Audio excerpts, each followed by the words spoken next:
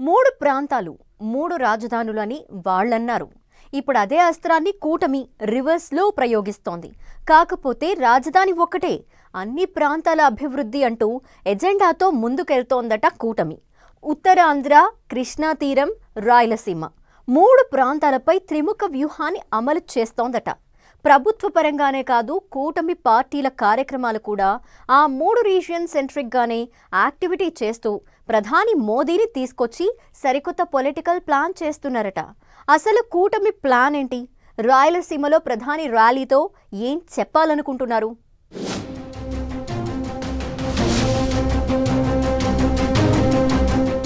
మూడు ప్రాంతాలు, మూడు ర్యాలీలు, ముగ్గురు నేతలు.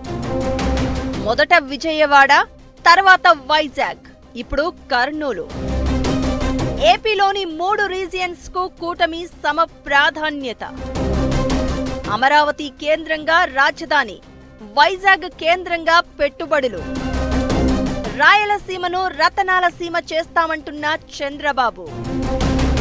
ఈ నెల 16న కర్నూలులో ప్రధాని, సీఎం, డిప్యూటీ సీఎం ర్యాలీ. ఆ ముగ్గురు కూటమి భాగస్వాములు, మూడు పార్టీల ముఖ్య నేతలు. ప్రధాని Modi, AP CM Chandrababu, deputy CM Pawan Kalyan. BJP నుంచి ప్రధాని మోదీ కీలక నేతగా ఆయన్ను ముందు పెట్టి ఏపీ పాలిటిక్స్ లో సరికొత్త యాక్టివిటీని నడిపిస్తోంది కూటమి.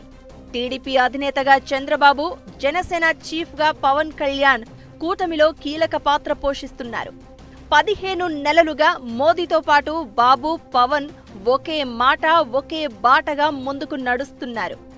కూటమి లాంగ్ లీవ్ అని ఇండికేషన్ ఇస్తూనే నవ్యాంధ్ర డెవలప్మెంట్ మీద ఫోకస్ పెట్టింది.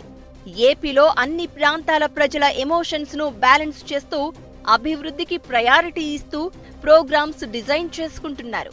అటు కూటమి ప్రభుత్వ పరంగా, టీడీపీ, బీజేపీ, జనసేన పార్టీల పరంగా ఎవరి కార్యక్రమాలైనా ఉత్తరాంధ్ర, రాయలసీమ, విజయవాడ కేంద్రంగా చేసుకుంటూ ముందుకెళ్తున్నారు. ఇప్పుడు మరోసారి ప్రధాని మోదీ ఏపీ పర్యటన ఆసక్తి రేపుతోంది. ఇప్పటికే విజయవాడ, విశాఖలో మోదీ టూర్లు చేపట్టగా ఇప్పుడు ఓవర్ టు రాయలసీమ అంటున్నారు. ప్రధానమంత్రి నరేంద్ర మోదీ అక్టోబర్ 16న ఏపీకి రానున్నారు. ఈసారి మోదీ టూరుకు రాయలసీమ వేదిక కానుంది. కర్నూలు, నంద్యాల జిల్లాల్లో పర్యటిస్తారు పీఎం. శ్రీశైలం మల్లికార్జున స్వామిని దర్శించుకున్న తర్వాత చంద్రబాబు, పవన్ తో కలిసి కర్నూలులో రోడ్ షో చేయనున్నారు మోదీ. జీఎస్టీ సంస్కరణలపై జీఎస్టీ ఉత్సవ్ పేరుతో ప్రధాని Modi, CM Chandrababu, deputy CM Pawan Kalyan భారీ ర్యాలీకి ప్లాన్ చేశారు. ఈ ఏడాది జూన్లో కూటమి ప్రభుత్వం విశాఖలో గ్రాండ్ గా నిర్వహించిన యోగాంధ్ర కార్యక్రమంలో ప్రధాని మోదీ పాల్గొన్నారు. 15,000 మందితో కలిసి మోదీ యోగా చేశారు. అంతకుముందు ఈ ఏడాది మే 2న అమరావతి పునర్నిర్మాణ పనులు ప్రారంభించేందుకు ప్రధాని మోదీ ముఖ్య అతిథిగా హాజరయ్యారు. అమరావతిలో 49,000 కోట్లతో చేపట్టే 74 పనులకు ప్రధాని శంకుస్థాపన చేశారు. జనవరి 8న ప్రధాని మోదీ విశాఖలో పర్యటించారు.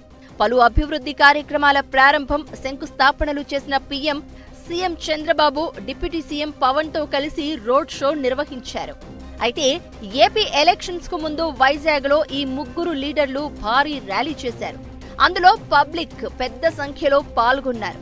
ఆ తర్వాత ఎన్నికల్లో కూటమి బంపర్ విక్టరీ సాధించింది. కూటమి ప్రచారంలో భాగంగా ఏపీకి వచ్చిన ప్రధాని ఆ తర్వాత ఈ ఏడాదిలో 2 సార్లు విశాఖలో పర్యటించారు.